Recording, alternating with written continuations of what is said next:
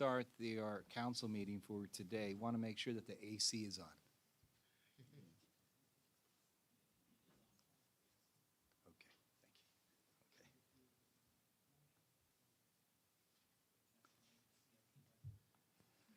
Okay, thank you. Very good. Is it one of the 24? Is it one of the 24, Mr. Negrete? Unfunded.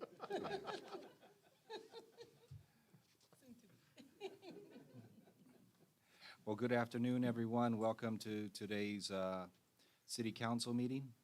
It's 6 o'clock, and if we can kindly do roll call for today's meeting of April 25th. Madam City Clerk? Sure.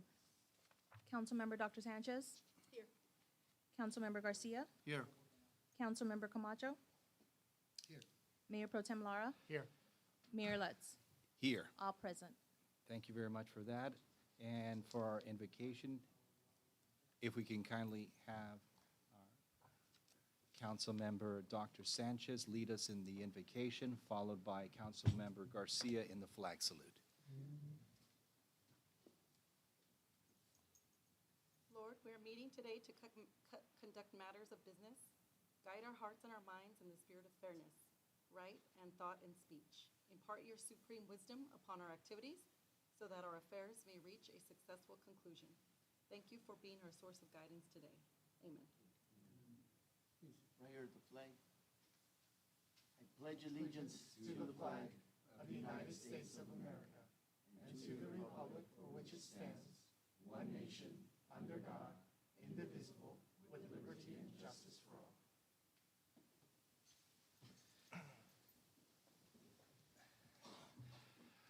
All right, Mr. City Manager, are there any changes to the agenda? Yes, Mayor, there are some changes on item number 1. You'll note there's an updated staff report where you see commercial general will be immediately followed by the added commercial plan development zone throughout the staff report. In addition, item number 6 is moving from consent to the regular agenda. Those are all the changes. Very good, thank you for that. I just want to acknowledge we have a small, quaint room. Thank you for attending to the public. We don't have any of our commissioners present, but as soon as we're done with the renovations at City Hall, we'll be back in action. Now with that, I do want to do something very exciting on behalf of all of our city council members. We'd like to do a special presentation, and we'd like to provide a proclamation, which is the 54th Annual Municipal Clerks Week, April 30th through May 6th, 2023. Whereas the office of professional municipal clerks, a time-honored and vital part of local government, exists through the world, and where the office of professional municipal clerk is the oldest among public servants. And we do want to let you know that our municipal clerks are here, and I want to let you know that they've done time-old tradition to taking care of City Hall and matters that have to do with our city council meetings. And whereas professional municipal clerks have pledged to be ever mindful of their neutrality and impartiality, rendering equal service to all, and whereas it's appropriate at this time to recognize the accomplishments, hard work, and dedication of the office of municipal clerk of the city of Pico Rivera, and may we have Cynthia Ayala and Genevieve Martinez come up and receive this Municipal Clerks Week.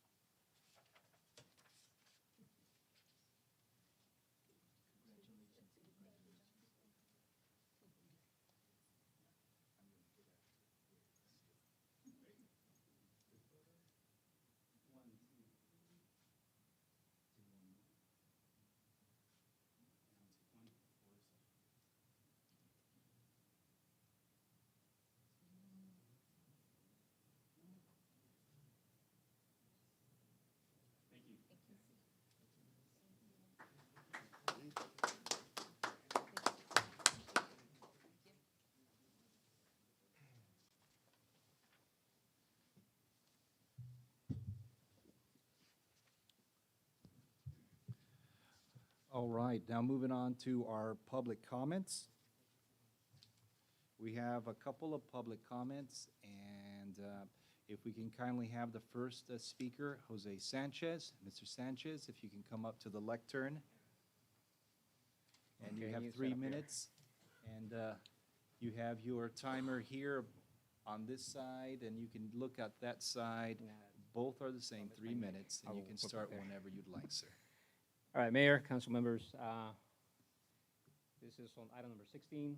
I know this is just essentially saying the contract is done and contract will be paid, but I'm just bringing light to the fact that this intersection is very hazardous. It was made too hazardous. If you go from the traffic circle in Long Beach all the way up to the 210 freeway on East Pasadena, which is the long stretch of what is Route 19, you will not see anywhere at any intersection 3 left turn lanes, except here at Beverly, okay? Why it was done, I have no idea. They took out the parking lane off of Beverly. Now they have 3 left turn lanes into 3 traffic lanes going 40+ miles per hour, hugging the sidewalk. You have Northside Academy, you have Durfee Elementary School, 1 block north of Beverly, and you have Pico Park. I sent you a video just to show you what it looks like. I don't know if you guys will have a chance to look at it, but it has already been a location for a couple of accidents that have happened because of the left turn lane. I really don't know who planned it. I would really hope that the city takes a look at that and reconsiders that. This is made worse by the fact that you have commercial vehicles going into the traffic lanes as well, making also left turn lanes, creating much more of a hazard there. So the city has the authority by state law to limit the way that the vehicles can transit through the cities through the streets of the city. By law, and it's already defined by the judge over in the Cerritos Norwalk case, that the city can't actually define or limit the weight of vehicles crossing our streets. So that's something for the city to consider for that intersection, to limit the left turn lanes and also to limit the vehicles or heavy freight vehicles transiting through that street. So that's what I have to say. Thank you. Thank you, Mr. Sanchez. And now our next speaker is John N. Soto. If you kindly come up to the lectern, Mr. Soto, and you have 3 minutes. Thank you. Greetings, Mayor, City Council members, and citizens. There has been a couple of more loud incidents coming from the golf course in the last couple of weeks. On one occasion, I was forced to call the sheriff's office, and they had to come down and take care of it. The contract between the city and the golf course has a different dynamic than most contracts.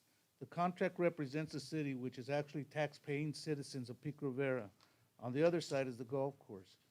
We, the people that live near the golf course, as you know, are negatively impacted by the loud music. We are tax-paying citizens and deserve the respect that comes along with this title. We are not asking more than what we are entitled to, a peaceful neighborhood. As I said in previous meetings, our neighbors all have parties, and no one complains because it is our neighborhood, and it is very seldom. In February, I suggested to Pam Uger that I was being left no option but to elevate this to the situation to the sheriff's office and the DA's office. Pam said that if I continue to threaten her, that she would cut off communication with me. Well, she is not the one playing loud music, so I don't know why she took this so personal. I was not threatening a lawsuit. These strong arm tactics are unacceptable. We have, however, decided to continue to work within the city. And when I said elevating the sheriff's office, that's before I attended these meetings. And now Sheriff Hutak knows about this whole issue, right? So I soon found out that she talked to the city manager, and the city manager talked to a couple of board members. For this reason, I decided to elevate our side of the issue and appear at these meetings. You know, I heard some disturbing news from some city workers, Pico Rivera city workers. They said that the city of Pico Rivera will continue to ignore citizens' complaints and do nothing till a citizen gets tired and goes away. I hope this is not true. And I'm not tired, I'm retired, and I got all the time in the world. Another thing I heard from another source is that the cities count on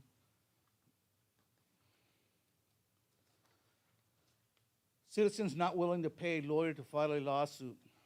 Would it not be more ethical to simply address the problem and resolve it? Well, the bottom line of what I came to say is our neighborhood does not appreciate being ignored and treated like second-class citizens. We are hardworking taxpayers. Our neighborhood is basically Hispanics with a few Asians blended in. So we ask you, if we were an affluent neighborhood, would we be treated this way? Simple, right? We would like still like a resolution letter. It is ethically and morally right to do so. Thank you. Thank you, Mr. Soto. And next speaker is Lauren Talbot. Ms. Talbot, if you can kindly come up to the lectern and provide us our library updates. Good evening, Honorable Mayor and members of the City Council. My name is Lauren Talbot, and I'm the Community Library Manager at Pico Rivera Library and Rivera Library. We have some great programs coming up in May. Teens are invited to join us for our May the 4th Be With You program on Saturday, May 6th at 4 p.m., where they can enjoy Star Wars-themed books, games, trivia, and activities. For Asian Pacific American Heritage Month, the Pico Rivera Library Book Club will be discussing Ocean Vuong's novel, On Earth We're Briefly Gorgeous, on Tuesday, May 16th at 6 p.m., and copies of the book are available at the library. The Rivera Library will be hosting a free vaccine clinic with LA County Public Health on Friday, May 19th from 1 p.m. to 3 p.m. They will be offering the flu shot, COVID vaccine, and boosters. Thank you. Thank you, Ms. Talbot. And the next speaker is Ralph Gonzalez. Mr. Gonzalez, if you can kindly come up to the lectern. I see that you have some pictures for us here in the council to look at. That is correct. And you have 3 minutes, sir, and you can start. Thank you. Good evening, everyone. My name is Ralph Gonzalez. I'm the current owner of the property on 8602 Rosehedge Drive in the city of Pico Rivera. My house is facing Paramount Boulevard. I have resided in this address for approximately 8 years. Since I lived here, there has been countless accidents, and I know it has a lot to do with poor street lighting. I have made my observations, and after taking measurements, I have learned that street lights are approximately 125 feet apart from each other. As of today, there is a gap of 400 feet that is pitch black at night in between the streets of Dunlap Crossing Road and Rosehedge Drive. Right under the darkness waits a 45-degree curve on Paramount Boulevard. As a result of the darkness, vehicles drive into the sidewalk, sometimes rolling over and crashing into a block wall that faces the backyard of my house. My wife has called countless times City Hall and spoken to Nancy, an employee at the front desk at City Hall. Nancy has sent several emails to Public Works for a request of a replacement light fixture that was knocked down by a previous accident 5 years ago and has not been received an approval yet. Today I ask kindly the councilman and the mayor to help me find a solution to be able to make this part of Pico Rivera safer for my family, neighbors, and for the people that walk the sidewalks of Paramount Boulevard on Dunlap Crossing Road and Rosehedge Drive. A couple of years ago, some guardrail was installed. However, when the guardrail was installed, there was 50 feet that was left unprotected without guardrail. This happened because the budget that the city had placed to install the guardrail was short in funds. As a result, this area that is unprotected has served as a ramp for several vehicles to jump on the sidewalk, sometimes rolling over and hitting my wall. As a father and as a husband, I fear for my family's safety because I understand that one day the wall will not be strong enough to be able to keep drivers outside of my property. As a solution, I would like to request the 50 feet of guardrail that is missing from the first project to help vehicles from driving into the sidewalk. I would also like to request one pole for a street light to be placed at the empty corner where there is no lighting, and one street light fixture to complete the street lighting required to make this dangerous curve visible to drivers on Paramount Boulevard. That's all that I have. Thank you. Thank you, Mr. Gonzalez. And the next speaker we have is our president of our Rancho School Board Trustees, Esther Mejia. Board President, if you can kindly come up to the lectern.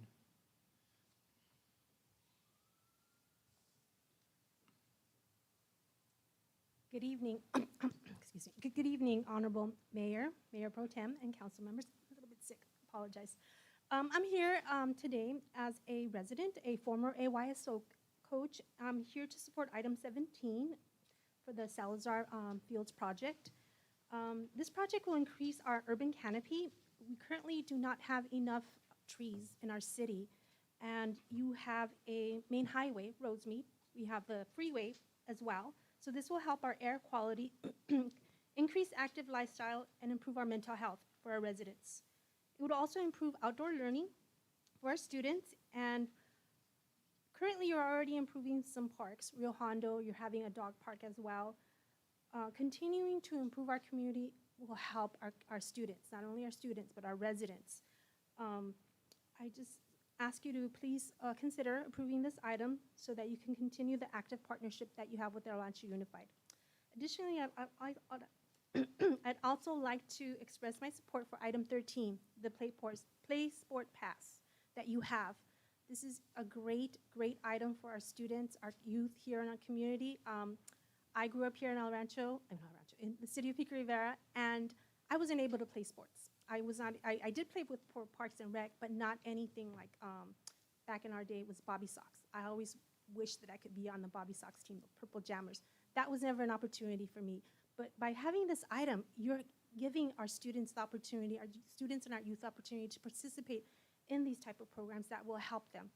Thank you for your time. Thank you, Board President Mejia. And we do have an additional public comment.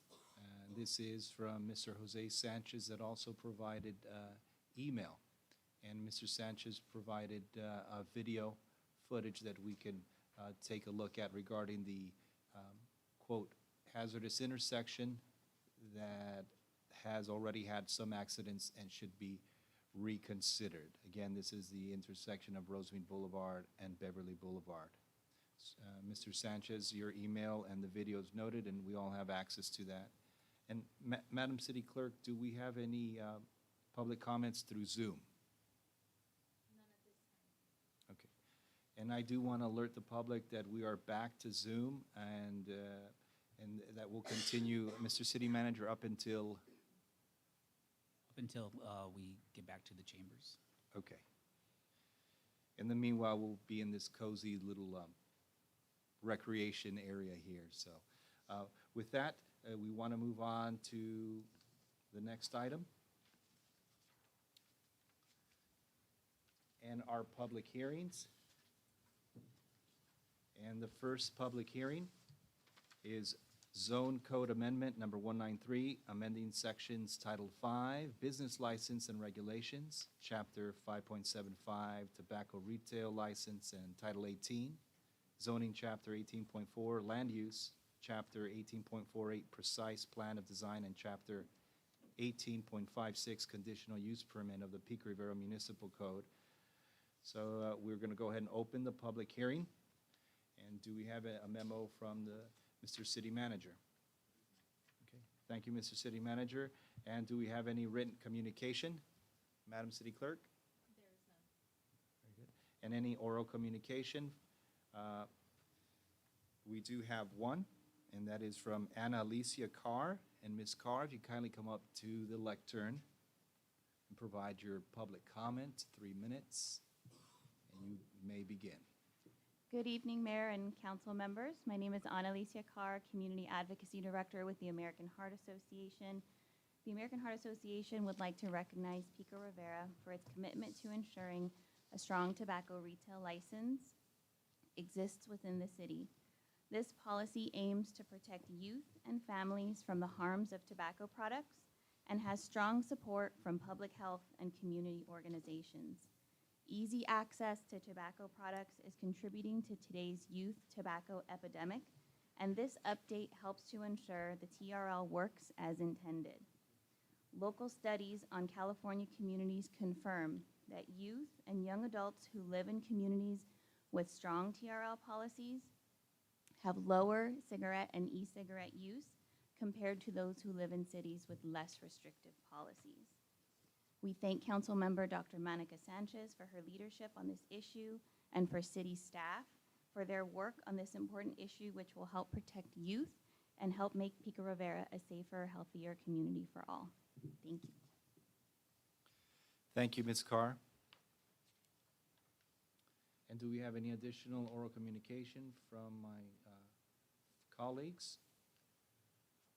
Okay, so now it's appropriate to close a public hearing, and can we kindly get a motion? Move, Mr. Mayor, we close. All right, we have Councilmember Garcia. Do we have a second? I'll second. And Councilmember Dr. Sanchez provided the second. And Madam City Clerk, can we do a roll call? Councilmember Dr. Sanchez? Yes. Councilmember Garcia? Yes. Councilmember Camacho? Yes. Mayor Pro Tem Lara? Yes. Mayor Lutz? Yes. Motion passes. Thank you for that. And now moving on to the next item, a public hearing. It is a fiscal year 23 to 24 Community Development Block Grant, also known as CDBG Annual Action Plan Approval. We are now going to open the public hearing. And Mr. City Manager, do we have any memos? No memos, Mayor. Thank you for that. And do we have any written communications from the public? There is none. Thank you, Madam City Clerk. Any oral communications? There is none. Thank you for that. Now it's appropriate to close the public hearing, and may we have a motion? So moved. All right. Second. And we have Councilmember Dr. Sanchez, the first, and the second, Councilmember Garcia, and may we kindly go to roll call, Madam City Clerk? Councilmember Dr. Sanchez? Yes. Councilmember Garcia? Yes. Councilmember Camacho? Yes. Mayor Pro Tem Lara? Yes. Mayor Lutz? Yes. Motion passes 5-0. Thank you, Madam City Clerk. Moving on to public hearing number 3. Substantial amendment to number 1 to the Community Development Block Grant, also known as CDBG 2020 through 2025, the Consolidated Plan. We are now going to open the public hearing. Mr. City Manager, do we have any memos? None at this time. Thank you. And any written communications, Madam City Clerk? There is none. Thank you. And any oral communications for the public? There is none. And from my colleagues on the dais? And thank you. And now it's appropriate to close the public hearing. May we have a motion? Motion. Okay, Mayor Pro Tem Lara first, and do we have a second? Second. Okay, Councilmember Camacho second, and can we have a roll call? Madam City Clerk? Councilmember Dr. Sanchez? Yes. Councilmember Garcia? Yes. Councilmember Camacho? Yes. Mayor Pro Tem Lara? Yes. Mayor Lutz? Yes. Motion passes 5-0. Thank you for that. Now we're moving on to the consent calendar. And as a reminder to my colleagues, consent calendars, items 4 through 16, except for item 6. Is that correct, Mr. City Manager? Correct. And can we have a motion? Before we have a motion, do we have any items that any of our colleagues want to pull for discussion? All right. So consent calendar items 4 through 16 minus item 6. Can we have a motion? I make a motion. Okay. Mayor Pro Tem made the motion, and do we have a second? I'll second. Okay. Councilmember Dr. Sanchez made the second. Madam City Clerk, roll call. Councilmember Dr. Sanchez? Yes. Councilmember Garcia? Yes. Councilmember Camacho? Yes. Mayor Pro Tem Lara? Yes. Mayor Lutz? Yes. Motion passes 5-0. Thank you for that, Madam City Clerk. And moving on to item number 6, urgency ordinance, moratorium prohibiting the establishment of specified commercial uses in the commercial general zone. Mr. City Manager. We do have a staff report if council would like to hear the presentation. I have Thank you. Julio Gonzalez giving the presentation from Community Economic Development. Ms. Gonzalez, the floor is all yours. Thank you. Good evening, Mayor and City Council members. Next slide. Staff is recommending a moratorium of specific land uses in the commercial general, CG, and commercial plan development, CPD zone. Next slide. There are certain land uses that staff feels are land uses that underperform. There may be an overproliferation of these type of land uses. and they may do more harm to specific sites around the city. So the moratorium would cover all sites in the CG and CPD zone. But for example, we provided a few examples of sites that our economic development team has been looking at. Either of these sites, we know their lease is about to expire, they've closed. For example, we have the Dollar King store on Passons and Washington Boulevard. Our understanding is that the lease is going to expire, so we want to prohibit certain land uses that we feel are, again, underperforming. Next slide. The southeast corner of Passons and Washington Boulevard, we have the Big Saver. It's been a few months that we've been told by the property owners that they're looking to possibly close the Big Saver and establish another type of land use. Next slide. On the southwest corner of Mines and Rosemead, we have the DD's, the former DD's discount store, which closed. So that's another site we're concerned about. More lately, we heard the CVS on the corner of Whittier and Paramount Boulevard is about to close, and that's another key location for city staff. And as you know, the Chase Bank on Whittier Boulevard has also closed. So there's 15 land uses that we've identified that are within the CPD and CG zone. A few of those uses include discount clothing stores.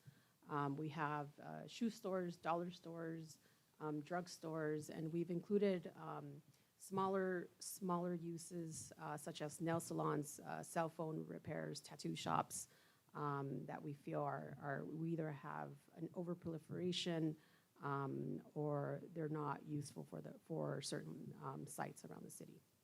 Next slide. So the moratorium is a tool that we use to allow staff to further study those land uses and work on a permanent ordinance while we conduct that study. The moratorium per government code, section 36937 and 65858, allows city staff to first conduct a 45-day moratorium. Then if that's insufficient time, we would bring it back for 10 months, 15 days extension. And lastly, we would bring it back if we needed more time for an additional year. The moratorium would have to be approved by a 4/5 vote. Next slide. And per the California Environmental Quality Act, this moratorium is not considered a project and therefore exempt from CEQA. Next slide. And this concludes the staff report, if you have any questions. Thank you for that. Do we have any comments from the dais? I have something I wanted to request from our council. Yes. I have my former home near the site of some of these properties. Do I need to abstain from this, which I receive rental income? No, you wouldn't need to recuse yourself because this is a citywide ordinance, or at least amongst those two zones. It doesn't actually focus on any of these specific sites per se. Okay, thank you. And with that, can we have a motion to approve? So moved. Second. All right. And can we have roll call, please? Madam City Clerk? Councilmember Dr. Sanchez? Yes. Councilmember Garcia? Yes. Councilmember Camacho? Yes. Mayor Pro Tem Lara? Yes. Mayor Lo? Yes. Motion passes 5-0. Thank you, Madam City Clerk. Now moving on to the city manager reports. Mr. City Manager. We still have one item, item number 17, Oh, well, very good. 17. and I have Pam Ugar to give a presentation on this item. Yes. And our Parks and Recreation Director, Pam Ugar, is going to join us via Zoom. Director Ugar, we can see you. And you're on mute.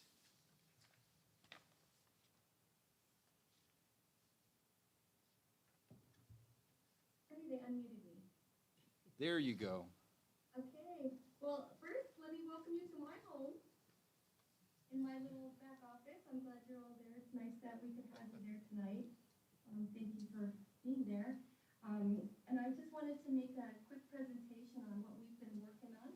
And it is this partnership that we have been doing with ERUSD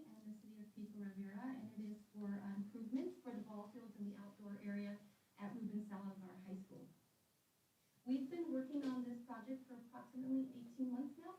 We started with ad hoc meetings in 2022, developing the need for the partnership and also understanding that we're losing 104 acres of park space in the city. And so there was a need to start looking at different areas, like we did with the mini pitch, you know, taking blighted parking lots or blighted basketball areas and making them green space. And the area at Ruben Salazar High School became very attractive to myself and to our city manager, Steve Carmona, in the sense that we were looking at it as it was a great place for green space. And then, of course, the council members and the ad hoc brought it to our attention as well as the USC board members. So we met several times, April 19th, May 19th, and August 2nd of 2022.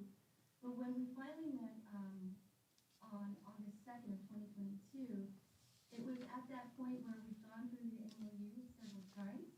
The MOU that was created on October 8th of 2013 that basically divided the facilities, the city facilities and the ERUC facilities in a shared space, and dictated all of the rules for each facility and each park space. At that time, if you could go to the next slide, Gabe, if you would mind.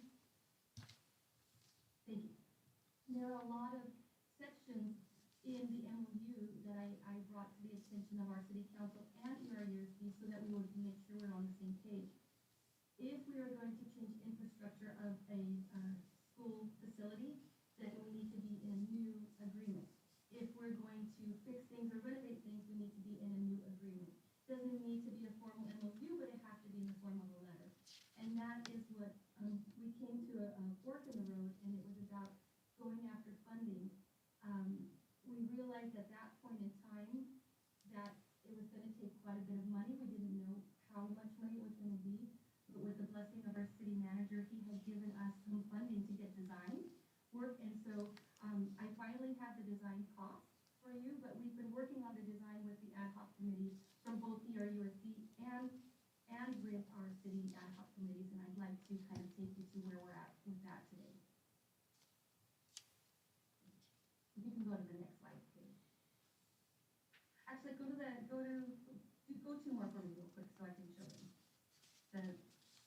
So this is the current, yes, perfect. The current conditions is great.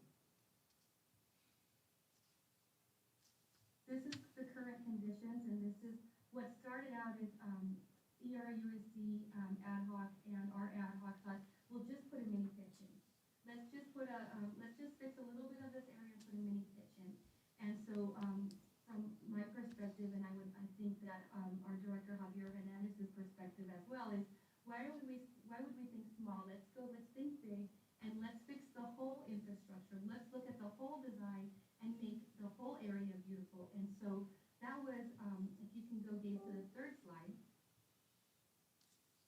After probably about 15 different community engagement opportunities between our stakeholders, between ERUC, the athletic directors, the soccer group, the residents, city staff, this was the final design.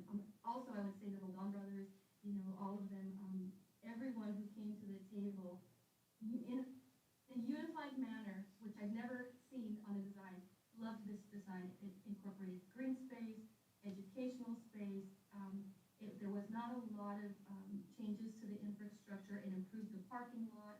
It kept all of the existing amenities in the facility, but it improved them and it improved the green space. So knowing that this was what everybody had decided they wanted to go for, we finally got the cost analysis for this, and it's a $19 million project. So what we do is we piece things together. We try to start with seed money. And since August of 2022, I've been looking for funding sources to go after. And so in August of 2022, we got a letter from the ERUSD school district stating that we had permission, the city, to start looking at funding to trying to leverage this project and get it off the ground. So if you could go back to the CAL FIRE slide, Dave, I'd appreciate it. I think it's two back from this. Perfect. So at the same time, one of the board members from ERUSD found this grant, and I had found it on the same day. And it's a CAL FIRE Urban Community Forest Grant, Green Schoolyards Grant, and it's primarily focused, dedicated to improve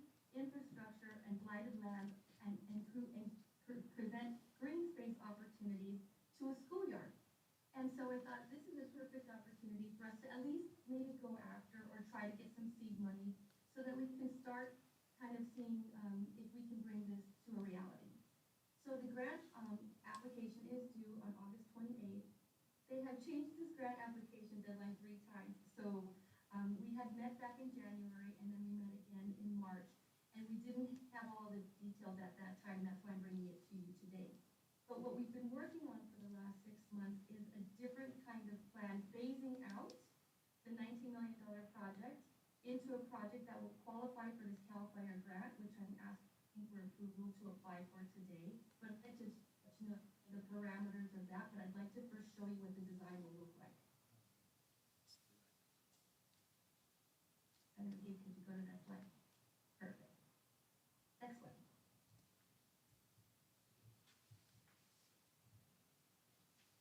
So there haven't been a lot of grant opportunities to go after that are as perfect as this one because we get more points as a collaborative.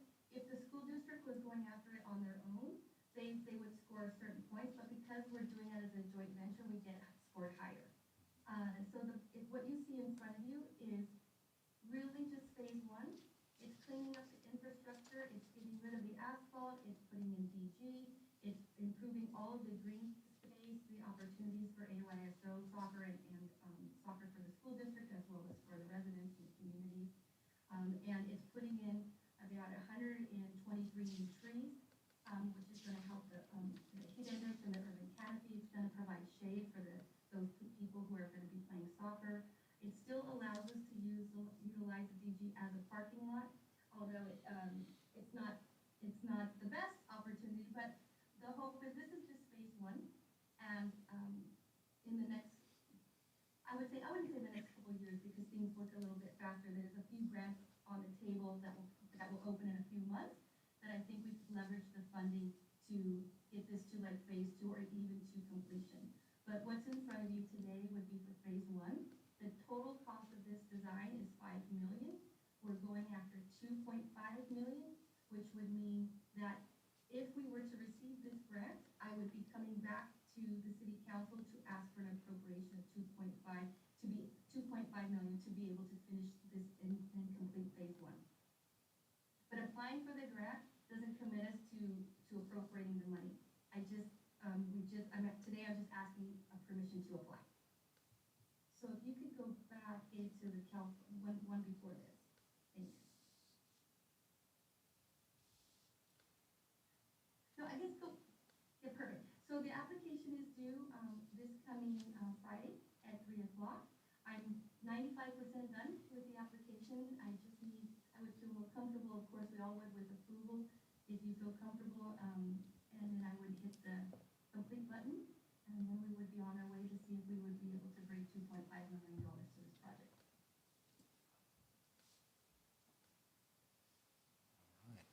All right. Director Ugar, thank you for the presentation. Sure. And I do have a quick question.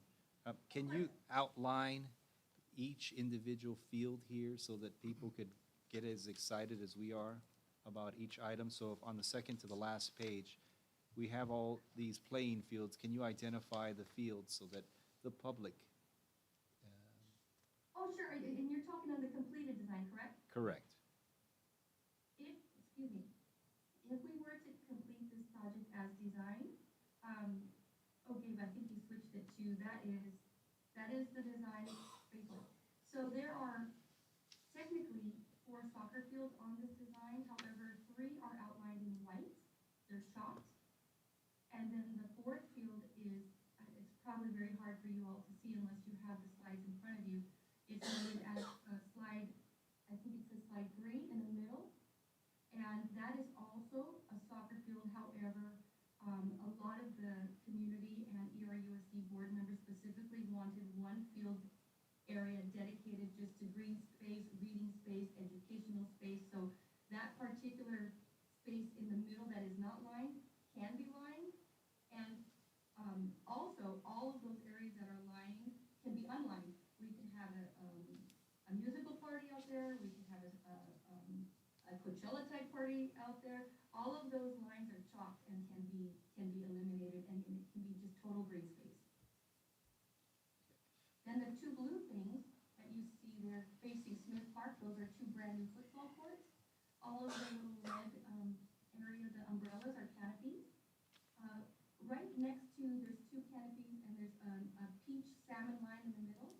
Those are like a community garden area. That will be an educational garden focused on drought-tolerant plants, different kind of insects, a butterfly garden, so that community can have some educational component, because that was really important to the school district, and it's important component of the grant application as well. And are we going to utilize some of the space for basketball? Yes, I'm sorry, if you look at area 10, it's facing Balfour, that will be all new basketball units, and we're adding 2 new basketball pool courts. Thank you, Director. Mayor Pro Tem Laura? Yeah, thank you. There's also the parking lot, I believe. How many spaces? Is it 100, 126? I think it's 126, but it's a much more safer parking lot than what is currently out there. It brings it back, and it also has improved landscaping. There's about 30 new trees that will be a buffer there. So it lessens the noise pollution as well as a safety component from traffic. Sorry, Director Ugar. And lastly, lighting. Lighting is installed right now. AYSO, they play in the dark.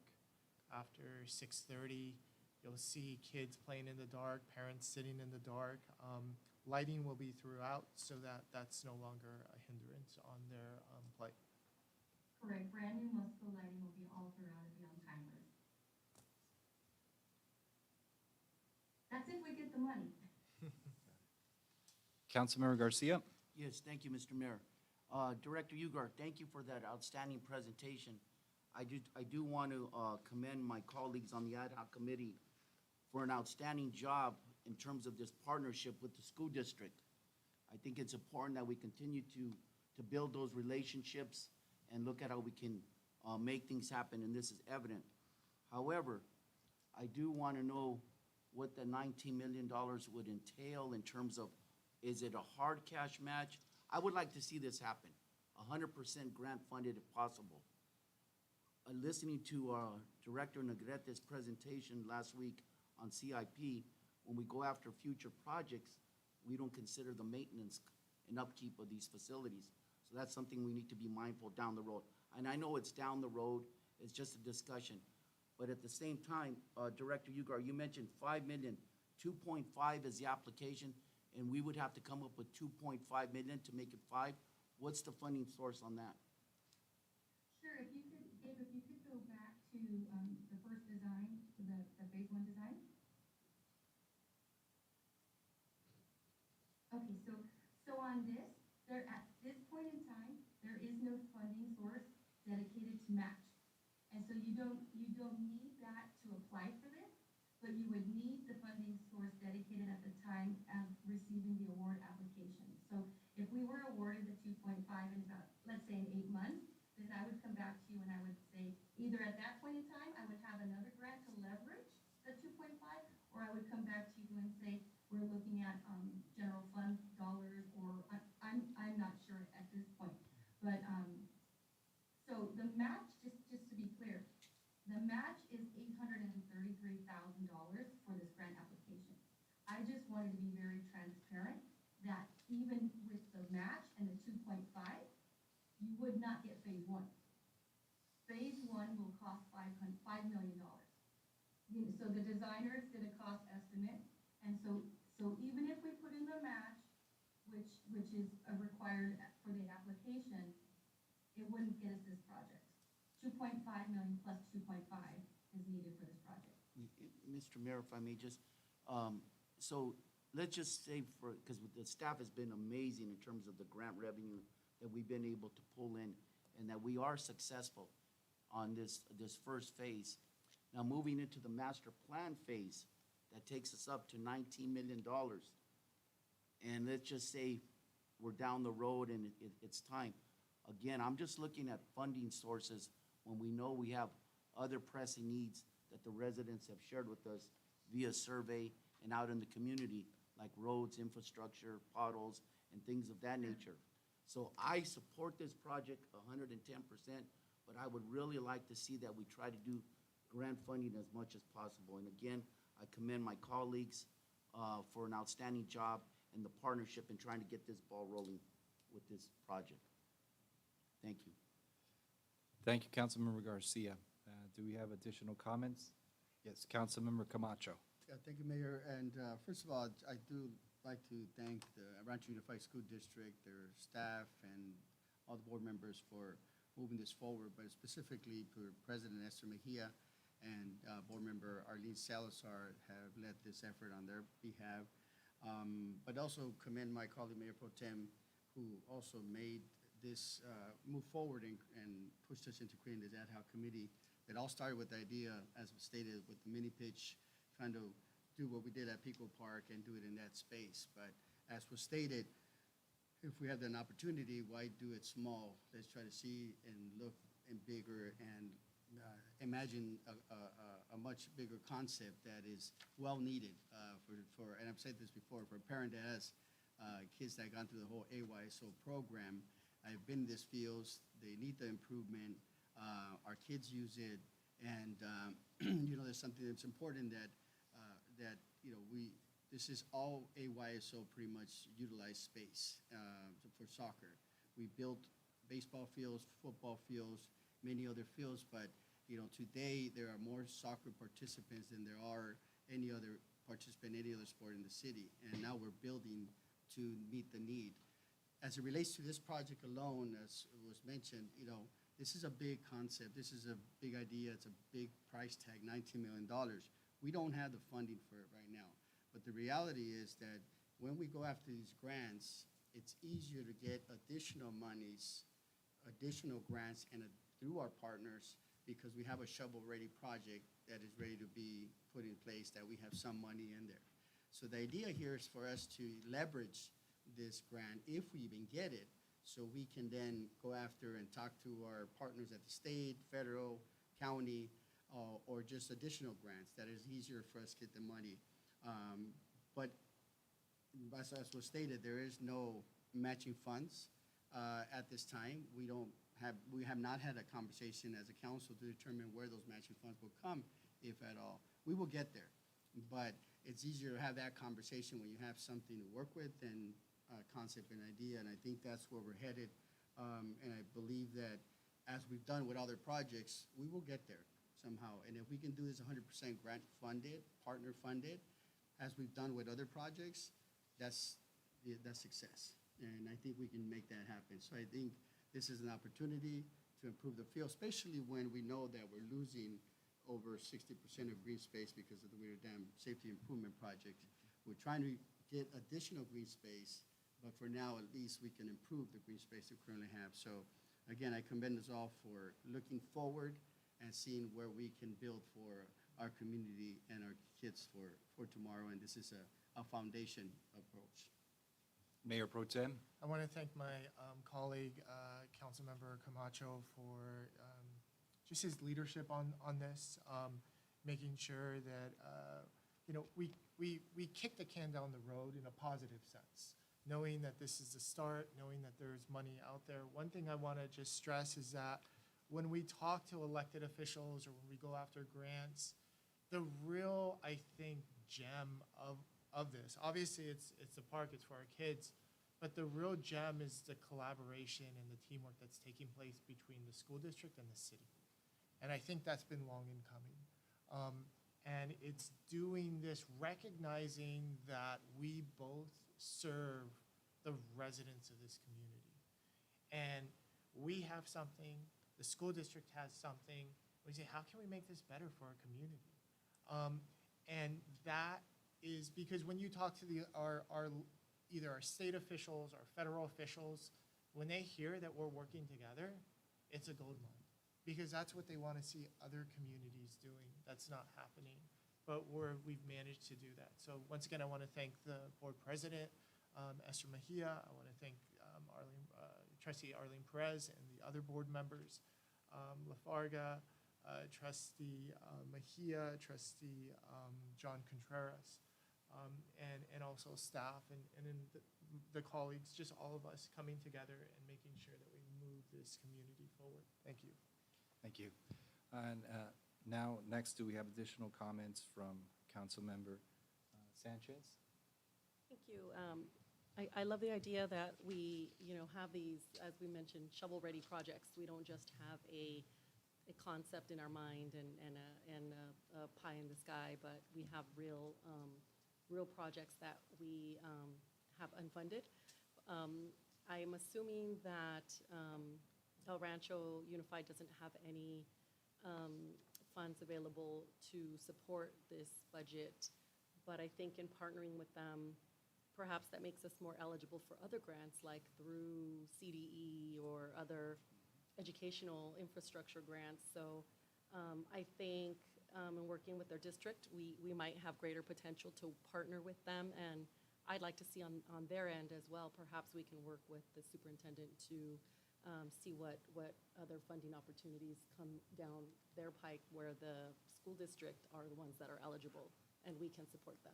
And perhaps they can fund a portion of this grant. Thank you, Councilmember. I do have a couple comments, and I have one question for Director Ugar. And when Councilmember Garcia brought up, when we have this project completed, and when it comes to the item of maintenance, is that something that we consider at that point, or do we have a general idea, Director Ugar, on maintenance? Is that a shared responsibility?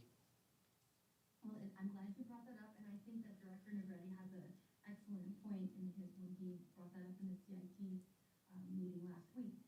On this, and I'd like to take a minute to talk about the MOU. The MOU, I would be remiss if I didn't say this, is very specific. The school district has first rights of refusal to all programming on their land.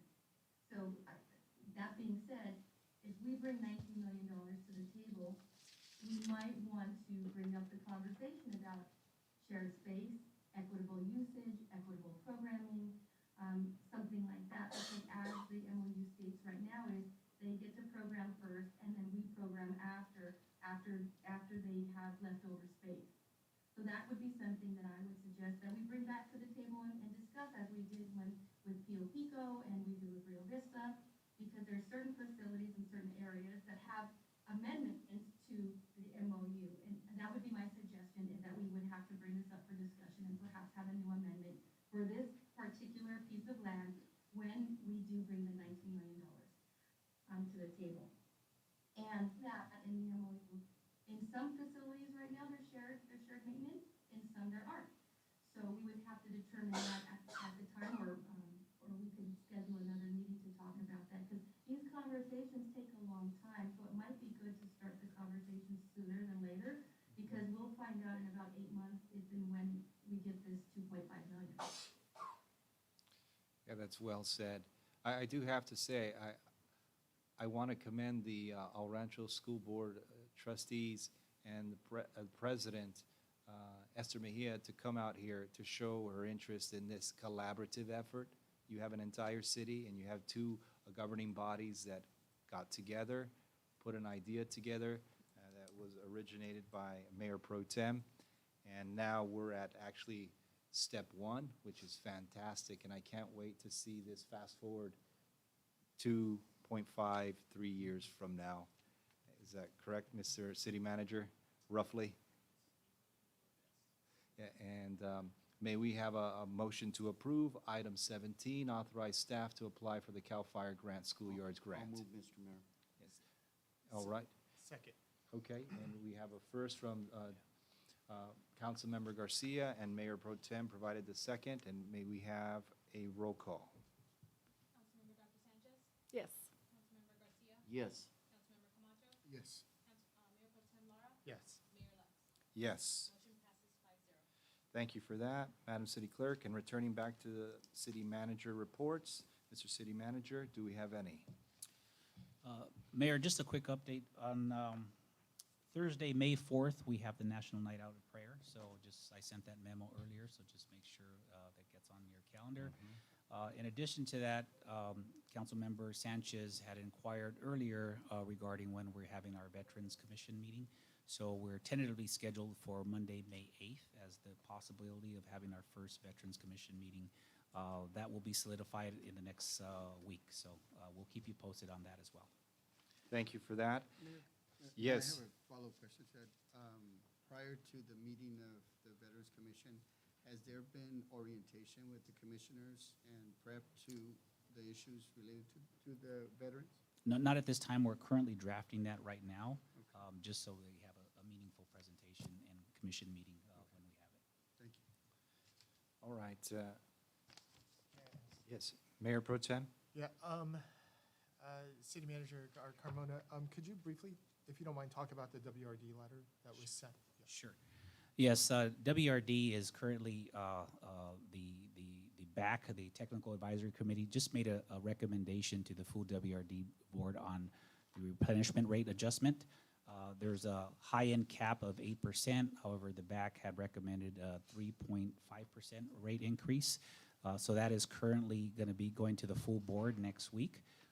We're actively working to express our support for the lower rate.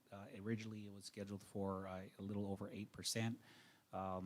The agencies, the purveyors got together. There wasn't any justifications for those rate adjustments.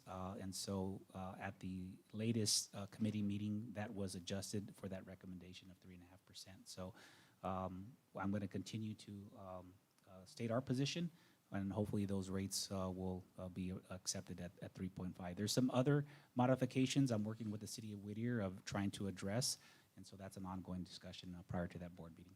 Thank you. Thank you for that. Now we move on to the good of the order. AB 123 reports, new business and old business, and we'll start with Councilmember Camacho, followed by Councilmember Garcia. Then we'll move on to Councilmember Dr. Sanchez, and finally, Mayor Pro Tem Laura. Yes. I'm going to turn over to Director Hernandez. We have some good positive news coming from Senator Padilla's office. It's an initial step, but it's a good step moving forward. Absolutely. Good evening, Honorable Mayor and members of the City Council. Javier Hernandez here. Happy to report that as of this past Friday, we received notification from the office of the Senator Padilla at U.S. Congress that we have been selected for one of our projects for a $3 million request through the Congressional Earmark Program. It's very exciting. It's for the Rosemead Boulevard Complete Corridor Project, and that's to eventually implement a bus rapid transit corridor from Pico Rivera all the way to Long Beach. So the city of Pico Rivera is indeed serving as the lead agency currently in the early planning stages with the overall intent to eventually transfer the project to the more appropriate regional transportation planning agency. But needless to say, it's incredibly exciting to finally be on the senator's radar with a very exciting project that truly has a lot of value and merit for the region. Now, this has also led to a strong collaboration and soon to be a formal partnership with the city of Long Beach to ultimately bookend the project. So good news on all fronts. Now we're going to seek to leverage that, that request and with an intent to secure additional resources at Metro, at Caltrans, and also with our Gateway Cities Council of Governments. Thank you, Director. That's great news. Yes. Any additional items, Mr. City Manager? All right. All right. Now, returning to the good of the order, we'll start again to review with Councilmember Camacho, then Garcia, then Dr. Sanchez, and followed by Mayor Pro Tem Lara. Councilmember Camacho? I have nothing to report. Thank you, Councilmember. Now, Councilmember Garcia. In terms of AD 1234, nothing to report there. However, I do want to comment on the state of the city with the Pico Women's Club. Great presentation, good information there. However, I did catch the tail end of the employee appreciation with the in and out. I thought that was really great. We need to recognize the goodwill and the good work of our employees here in the city. So kudos to pulling that off for the employees. I want to acknowledge Rancho High School for their every 15 minutes. I had a chance to go there on Thursday, and with the CHP, first responders, the coroners, I was filming, and then we have a family group chat, and I threw it in there. Everybody thought it was live. What's going on at El Rancho? They didn't know it was the every 15 minutes, but a job well done. Very, very powerful, good impact there. And there's just want to acknowledge that. And then tomorrow, Supervisor Han's food distribution at 9 o'clock at Pico Park. Great. Thank you for that. Now, we have Councilmember Dr. Sanchez. Sure. I sit on as the city representative for the SASFA board. I was appointed or elected to serve as the vice chair for the committee this year. And so I'm proud to represent the city. SASFA provides a lot of meal services for our seniors. And we are, I would say, the largest user compared to the other cities, compared to Santa Fe Springs, Whittier, and others. So that is a high use for Pico Rivera, so we definitely get our dollar value. In addition, they provide job service assistance, and we hosted a job fair with SASFA at Pico Park this past Saturday that I heard was a successful event. So that's my committee report, and that's a great resource for the city. So anyone looking for job services or food services, it's SASFA, SASSFA. Thank you. Thank you for that. Councilmember and Mayor Pro Tem. Thank you. First, I want to say congratulations to staff on the rapid bus transit project in front of Senator Padilla. We've seen that from the inception, and it's just one piece of a bigger puzzle set, but I definitely want to acknowledge that. Good work, everyone.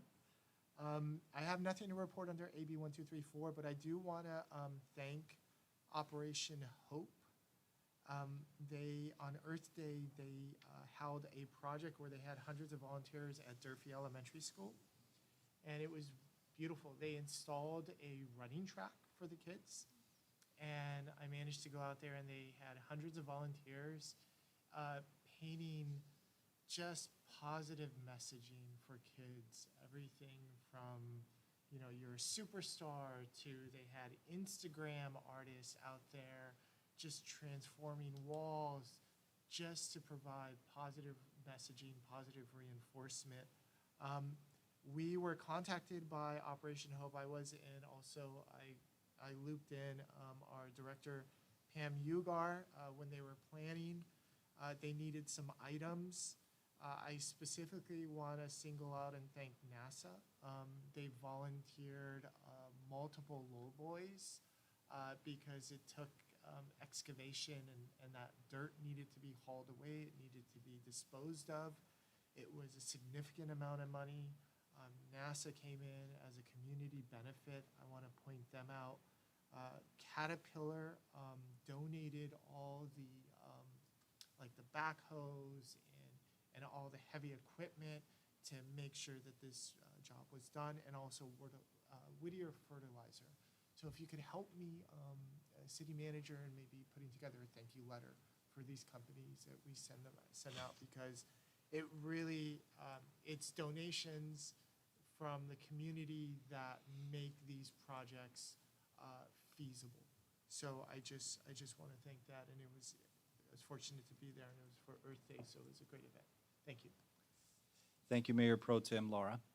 And I do have a couple items, and I do want to start off with the first item, which was the invitation from the Pico Women's Club that invite us every year to provide a state of the city address. And it was an opportunity for all of our directors and our staff and our city manager and our assistant city manager, everyone there to provide support as I did my presentation and talked about all the great things that the staff has achieved over the last year and all the great things that are upcoming in the upcoming years. So we provided the Pico Women's Club that opportunity of a look into the future, which is Pico Rivera 2035, as well as the great things that we have accomplished over the last year. So again, thank you to the Pico Women's Club providing that invitation to the city, and the rest of my colleagues here. I believe nearly all of our colleagues were there, and we look forward to being there once again. I also want to say that we participated in conjunction with the Chamber of Commerce from Pico Rivera. We did the Resource and Job Fair, as my colleague mentioned, and it was a great opportunity to take advantage of resources and also employment opportunities in the city as well as in neighboring cities. So thank you very much for the Chamber of Commerce who took the lead on that, and we provided support. And finally, on the other item that I did participate in with my colleague, Councilmember Camacho, we went to the California Contract Cities President transition, where President Jeff Wood completed his term, and incoming President Julian Gold will be taking over the reins as President of California Contract Cities. And I think it was a great opportunity there to be amongst our fellow cities with our common goal, which is to keep local control of what it comes to governing our cities. And I do want to also mention that tomorrow is Administrative Professionals Day, and that's where we acknowledge all of our administrative staff here in Pico Rivera, because all the hard work can't be done without the staff in the city. So again, it is your day, and hopefully, Mr. City Manager, you have a surprise for them. Nice lunch tomorrow. Very good. And then, of course, our wonderful, and I do want to say our wonderful Supervisor Han will be doing, again, the food giveaway at Pico Park tomorrow from 9 a.m. to 12 p.m. And again, Pico Park, 9 to 12, a food giveaway, and that's sponsored by our wonderful Supervisor, Janice Han. I do want to also let you know that May 4th is our National Prayer Day, and that's going to be held at Pico Park rather than City Hall, while City Hall goes under construction for the ADA compliant items. So again, the National Prayer Day, which is May 4th, will be held at Pico Park rather than our City Hall. And now to close our meeting, we'd like to close in memory, and if we can kindly bow our heads, in memory of longtime resident David Zamora. David Zamora was a longtime resident of Pico Rivera and a graduate of high school, and he graduated in the class of 1968. And if we can kindly have everyone bow their heads in memory of Mr. Zamora.